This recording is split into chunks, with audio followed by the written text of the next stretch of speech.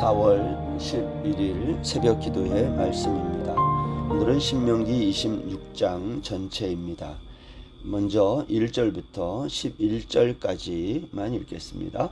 내 하나님 여호와께서 내게 기업으로 주어 차지하게 하실 땅에 내가 들어가서 거기에 거주할 때에 내 하나님 여호와께서 내게 주신 땅에서 그 토지의 모든 소산의 만물을 거둔 후에 그것을 가져다가 광주리에 담고 내 하나님 여호와께서 그의 이름을 두시려고 택하신 곳으로 그것을 가지고 가서 그때의 제사장에게 나아가 그에게 이르기를 내가 오늘 당신의 하나님 여호와께 아뢰나이다. 내가 여호와께서 우리에게 주시겠다고 우리 조상들에게 맹세하신 땅에 이르렀나이다 할 것이요. 제사장은 내 손에서 그 광주리를 받아서 내 하나님 여호와의 제단 앞에 놓을 것이며 너는 또 내 하나님 여호와 앞에 아뢰기를 내 조상은 방랑하는 아람 사람으로서 애굽에 내려가 거기에서 소수로 거류하였더니 거기에서 크고 강하고 번성한 민족이 되었는데 애굽 사람이 우리를 학대하며 우리를 괴롭히며 우리에게 중노동을 시키므로 우리가 우리 조상의 하나님 여호와께 부르짖었더니 여호와께서 우리 음성을 들으시고 우리의 고통과 신고와 압제를 보시고 여호와께서 강한 손과 편팔과 큰 위엄과 이적과 기사로 우리를 애굽에서 인도하여 내시고 이곳으로 인도하사 이 땅 곧 젖과 꿀이 흐르는 땅을 주셨나이다. 여호와여 이제 내가 주께서 내게 주신 토지 소산의 만물을 가져왔나이다 하고 너는 그것을 내 하나님 여호와 앞에 두고 내 하나님 여호와 앞에 경배할 것이며 내 하나님 여호와께서 너와 내 집에 주신 모든 복으로 말미암아 너는 레위인과 너희 가운데 거류하는 객과 함께 즐거워할지니라. 아멘. 여러분, 신명기 26장 오늘 본문은요, 신명기 4장부터 시작된 모세의 두 번째 설교의 결론 부분입니다. 오늘 4장에서 시작된 모세의 두 번째 설교의 시작은 4장 1절인데요. 이렇습니다. 이스라엘아, 이제 내가 너희에게 가르치는 규례와 법들을 듣고 준행하라. 그리하면 너희가 살 것이요 너희 조상의 하나님 여호와께서 너희에게 주시는 땅에 들어가서 그것을 얻게 되리라. 규례와 법도는 십계명이죠. 십계명으로 요약되는 율법인데 내가 너희에게 주는 그 땅에 들어가서 이 말씀대로 준행하고 살면 그 땅을 얻게 된다는 겁니다. 그리고 모세는 4장부터 백성들이 듣고 준행해야 할 율법을 설교한 거죠. 그러면 하나님이 약속한 땅에 들어가서 하나님이 주신 율법을 듣고 지키는지 그렇지 않은지 무엇으로 알 수 있는가 하는 거예요. 그것은 이제 오늘 본문 1절 이하에 나와 있는 토지 소산을 통해 알 수 있다는 겁니다.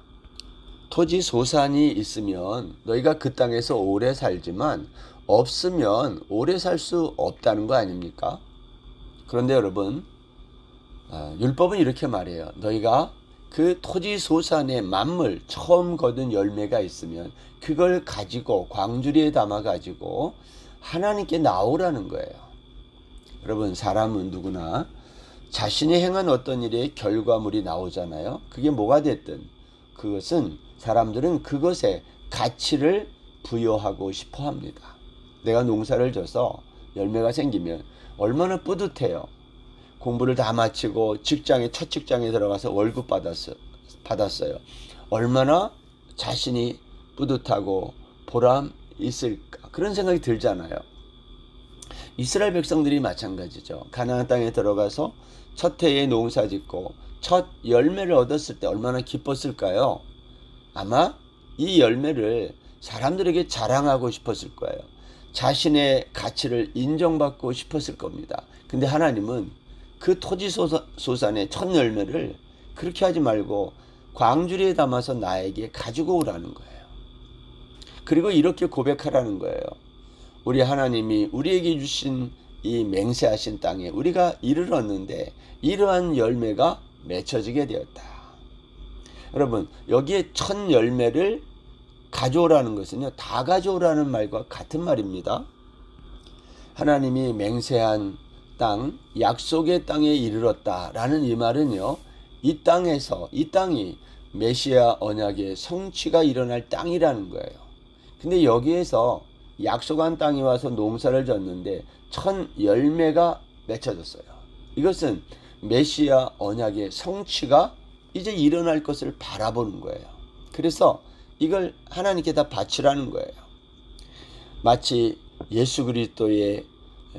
예수님이 십자가에서 부활하심으로, 죽음에서 부활하심으로 부활의 첫 열매로 바쳐질 것을 미리 바라보게 하는 열매, 그게 만물이에요. 너희는 이것을 나에게 바쳐서 하나님의 메시아 언약의 성취를 바라보라고 말씀하고 있는 겁니다.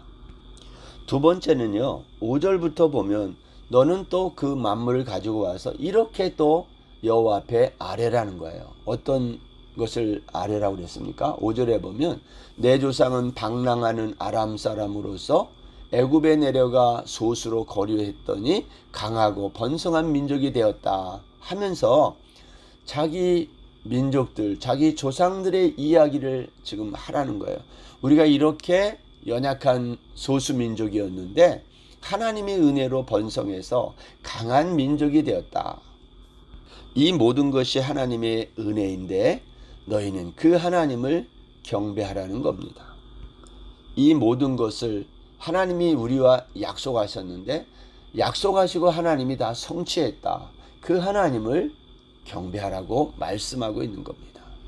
오늘 본문 또 세 번째 11절에 보면 너희들은 그 만물을 가지고 나와서 하나님이 너희들에게 주신 그 복으로 말미암아 너는 즐거워하는데 레위인과 함께 즐거워하고 거류하는 객과 함께 즐거워하라는 거예요. 여러분, 여기 11절에 레위인과 객은, 나그네는요, 이 농사를 지은 사람들이 아니에요.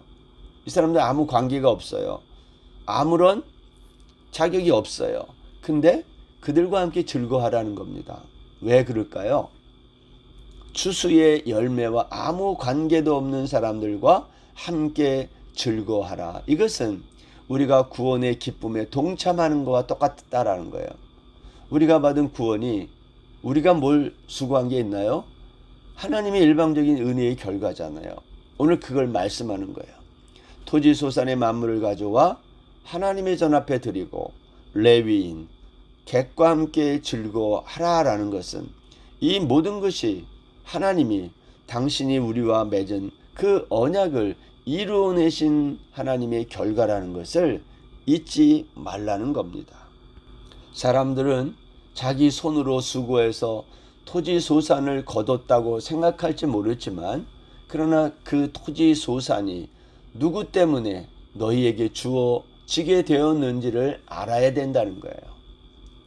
토지소산의 만물을 하나님께 가져와 드리는 것은 우리의 노력과 희생의 결과가 아니라 하나님께서 우리의 조상들과 약속하신 언약의 결과라는 거예요. 만약 하나님이 그 약속을 이루지 않으셨다면 이스라엘 백성들, 조상들은 어떻게 됐을까요? 애굽에서 벌써 멸망했거나 아니면 영원히 소수의 아람 사람으로 전락하여 평생을 노예로 살았을지 몰라요.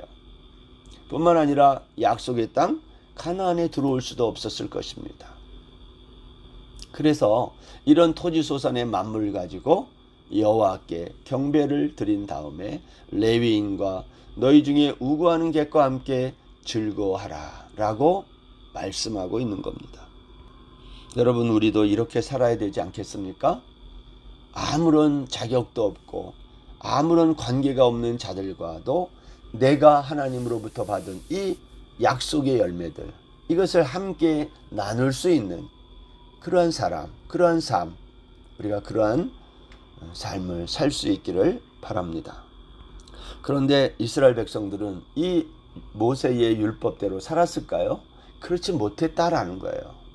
그래서 결국은 이들이 망해요. 하나님의 율법을 어기게 돼서 하나님의 언약을 잊어버리고. 우리가 그러한 이스라엘의 역사를 보면서 우리가 어떻게 이 세상에서 살아가야 될지를 생각할 수 있기를 바랍니다.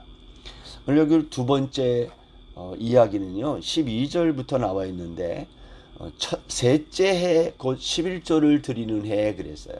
이거는 3년에 한 번 드리는 11조를 말하는데 매년 11조를 드리지만 3년에 한 번 특별한 헌물을 드리는 거예요. 이거는 구제를 위한 11조입니다. 12절 말씀 보시면 셋째 해 곧 11조를 드리는 해에 내 모든 소산에 11조 내기를 마친 후에 그것을 레위인과 객과 고아와 과부에게 주어 내 성읍 안에서 먹고 배부르게 하라. 그러면 이 말씀을 받은 이스라엘 백성들은 어떻게 해요? 여기 13절에 보면 주께서 내게 명령하신 명령대로 하였사오니 14절에도 보면 주께서 내게 명령하신 대로 다 행하여 싸우니 이렇게 말하다가 15절에 보면 이렇게 말합니다. 우리 조상들에게 맹세하여 우리에게 주신 젖과 꿀이 흐르는 땅에 복을 내리소서 할지니라. 우리가 주의 말씀대로 이렇게 법도와 규례를 잘 지켜 행했으니 이제 젖과 꿀이 흐르는 땅에 복을 내려주세요. 이렇게 하라는 거예요. 여러분, 여기에서 말하는 복이 뭘까요? 농사가 잘 돼서 풍년이 드는 것을 말할까요? 여러분, 이스라엘 백성들이 율법의 법도와 규례를 잘 지켜 행하면 내게 주시는 땅에서 내 날이 길리라 하신 말씀을 보면 백성들이 율법을 잘 지켜서 토지 소산을 얻은 것처럼 생각이 됩니다. 그러나 사실은 이스라엘 백성들이 율법을 잘 지켜서 토지 소산을 얻은 것이 아니라 하나님이 자신 스스로 맹세하신 언약을 이루고 있는 거예요. 성도 여러분, 하나님이 원하시는 것이 무엇일까요? 여러분, 하나님이 정말 우리에게 원하는 것은 이와 같은 율법의 규례들을 잘 지키는 것, 제사 잘 드리고 번제와 속죄제 이런 걸 잘 드리는 것을 하나님이 원하실까요? 히브리서 기자가 이걸 이렇게 잘 설명했어요. 히브리서 10장 8절인데요. 위에 말씀하기를 주께서는 제사와 예물과 번제와 속죄제는 원하지도 아니하고 기뻐하지도 아니하신다 하셨고 이는 다 율법을 따라 드리는 것이라. 그 후에 말씀하시기를 보시옵소서 내가 하나님의 뜻을 행하러 왔나이다 하셨으니 그 첫째 것을 폐하심은 둘째 것을 세우려 하심이라. 이 뜻을 따라 예수 그리스도의 몸을 단번에 들이심으로 말미암아 우리가 거룩함을 얻었노라. 여러분, 이 구절은 많은 설명이 필요하지만 우리가 말씀을 많이 들어서 익히 알고 있는 내용이기도 합니다. 하나님이 원하는 것은 토지 소산의 만물이 아니라 독생자 예수 그리스도를 원한다는 거예요. 여러분, 우리 중에 신앙생활을 성화에 초점을 두는 분들이 종종 있습니다. 이 세상에서 검소하고 깨끗하게 살다가 사는 것, 그것을 목적으로 살아요. 여러분, 물질적으로 검소하고 깨끗하게 살 수는 있습니다. 그러나 대신 다른 것으로 물질적으로 검소하고 깨끗하게 살면서 느끼는 부족한 것들을 채울 수밖에 없다는 거예요. 그게 우리 인간이에요. 예를 들면 사람들의 칭찬과 인정을 받음으로 물질적 부족함을 채우며 사는 것입니다. 율법의 규례와 법도는 잘 지키지만 마음으로는 지키지 않았던 유대인들과 우리들과 뭐가 달라요? 다 같은 거예요. 하나님께서 맹세하여 젖과 꿀이 흐르는 땅에 주신 복이 뭐냐? 그것은 농사를 잘 지어서 풍년을 얻어서 그 소산의 만물을 하나님께 가져오는 것처럼 보이지만 눈으로는, 그러나 그 복의 실체는 누구냐? 바로 예수 그리스도였다라는 거죠. 이 복을 아브라함에게 주셨고 다윗에게 약속한 복이 바로 이 복인 거예요. 이렇게 모세는 여기까지 설교를 하고 나서 이 두 번째 설교의 마지막 부분을 이렇게 요약하고 있습니다. 이 요약하고 있는 내용 중에 마지막에 보면 16절 이하의 말씀인데요. 여기에 보면 특별히 18절에서 여호와께서도 내게 말씀하신 대로 오늘 너를 그의 보배로운 백성이 되게 하시고, 그런 말이 나와요. 여기 보배로운 백성이 되고 또 성민이 되게 하시리라. 19절에 그렇게 되어 있어요. 보배로운 백성과 성민이란 뭐냐? 이스라엘 백성의 정체성을 말합니다. 너희들은 단순히 가나안 땅에서 오래 사는 것이 아니라 나의 보배로운 백성으로 성민으로 산다는 거예요. 여기 보배로운이라는 이 히브리 말은요, 세귤라라는 말인데요, 소유, 재산이라는 뜻이에요. 베드로전서 2장 9절에서 그러나 너희는 택하신 족속이요 왕같은 제사장들이요 거룩한 나라요 그의 소유가 된 백성이니 할 때에 그 소유, 그게 보배로운이라는 뜻입니다. 그리스도인의 정체성이 뭐냐?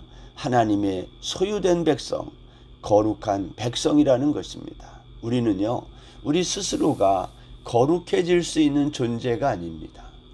우리의 모든 것은 우리의 것이 아니고, 베드로 사도는 하나님이 이런 우리를 그의 소유 삼으신 것, 그리고 그의 기이한 빛에 들어가게 하신 것, 이걸 가리켜서 우리를 보배로운 백성이다 이렇게 말한 거예요. 하나님 우리를 그렇게 보배로운 백성으로 삼으신 이유가 뭐라고요?